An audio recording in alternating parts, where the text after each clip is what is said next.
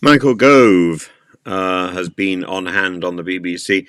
Isn't it extraordinary how the BBC is now interviewing politicians who've said they're not standing because they're the ones who are most reliable? And he's responding to the revelation of yet another Conservative or yet another person linked to the Conservative High Command who has been involved in investigations by the Gambling Commission over bets relating to the timing of the general election. This person is Laura Saunders, who's standing in Bristol West, and she's being investigated by the regulator.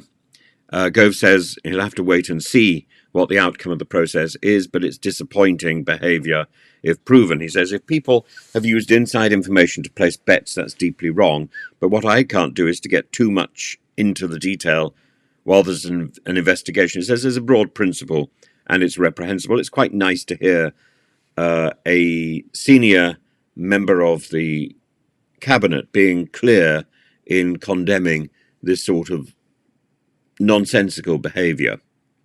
He's then asked about what he thinks of the possibility of a Conservative wipeout. And he says, well, the Daily Telegraph, that's not necessarily the opinion of the whole of the Daily Telegraph. Ultimately, it's a choice between Rishi Sunak and Keir Starmer. But that isn't how it feels at the moment. It feels as if there is no choice. It feels as if it's about the degree of the success. And I don't know whether this is what it felt like in the earlier landslide elections.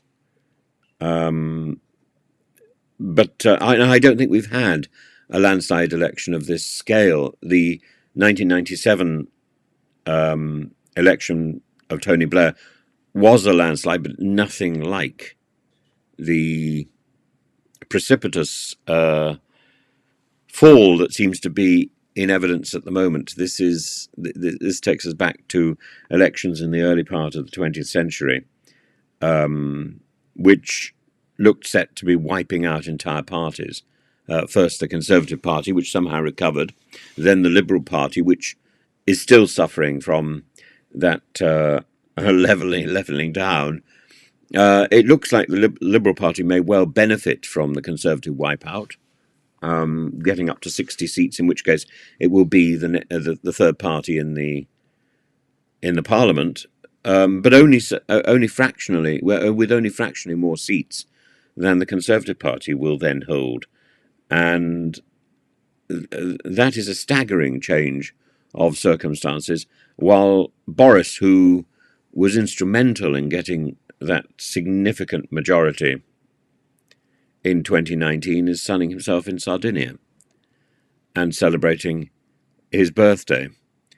And I think a lot of this is down to frustration, in the same way as I think a lot of the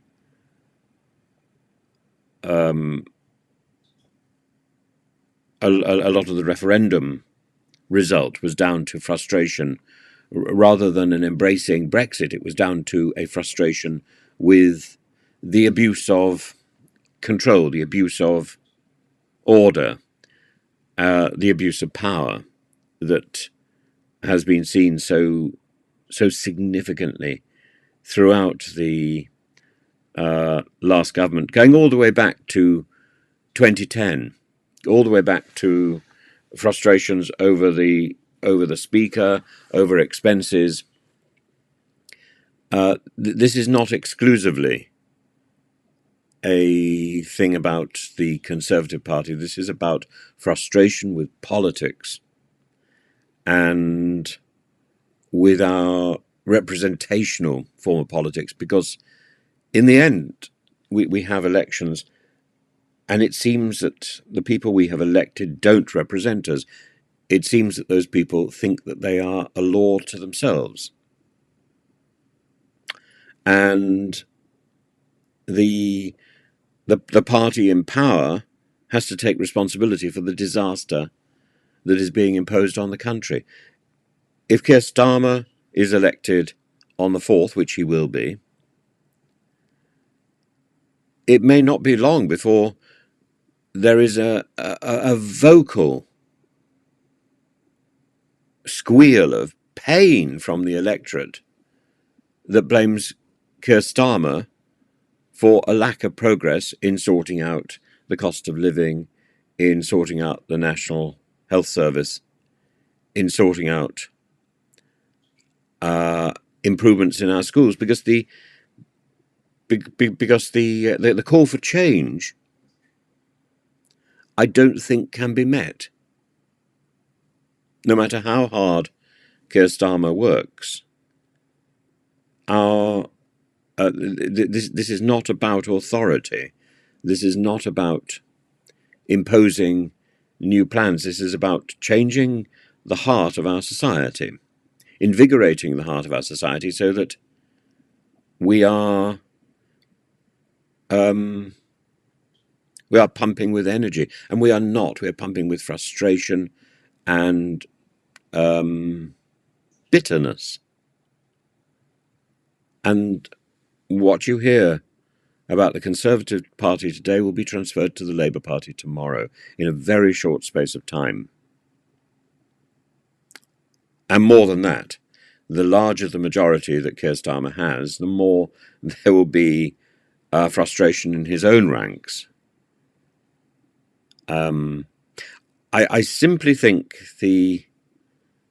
looking at education, I think penalising private schools in order to produce more teachers, it doesn't work, because those teachers don't exist. Where are those teachers coming from? In the same way, to find more money, to get more doctors and nurses, where are they coming from? The only place they can come from is abroad. And bringing in teachers from abroad, the Conservatives have been trying to do that without success, because there's only a limited number of places that can be filled by teachers from abroad. We need our own teachers. That means training. And we need teachers across the broad spectrum. We need to change the way our schooling system works. The old system of a factory-like conveyor belt, the Model 4T system, where you put a child in at one end and they come out at the other with a university education. We need to rethink the idea that education from primary school upwards is crowned with a university degree. We need to think of every part of that educational process as being an end in itself as well. Number one. And number two, we need to stop thinking that the teacher is the ultimate source of information. The teacher is the person who knows how to get resources.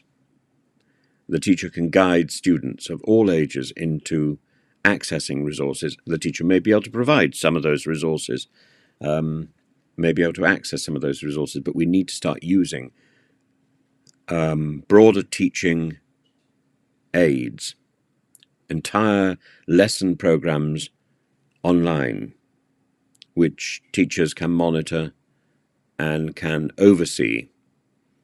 We need to stop thinking that the teacher is the